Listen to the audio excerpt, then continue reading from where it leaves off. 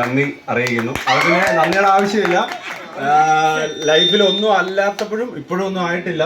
കൂടെ നിൽക്കുന്ന കുറച്ച് പേരുണ്ട്, അവരെപ്പോഴും ഇവിടെ ഉണ്ടെന്ന് എനിക്ക് ഉറപ്പാണ്. പിന്നെ സേതു പറഞ്ഞതിൻ്റെ തൊട്ട് വലിയ പ്രണയങ്ങളോ അങ്ങനെയൊന്നും അല്ലായിരുന്നു. എനിക്കറിയാവുന്ന ഒരാളെ കല്യാണം കഴിക്കണമെന്നുണ്ടായിരുന്നു. ഇതറിഞ്ഞ് കുറ്റപ്പെടുത്തിയവരും കളിയാക്കിയവരും പുച്ഛിച്ചവരും എല്ലാവരും ഉണ്ട്. കൂടെ സപ്പോർട്ട് ചെയ്തവരും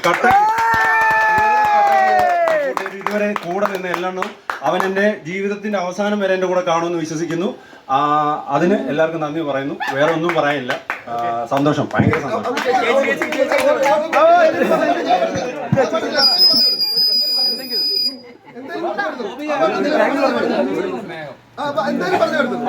എന്തായാലും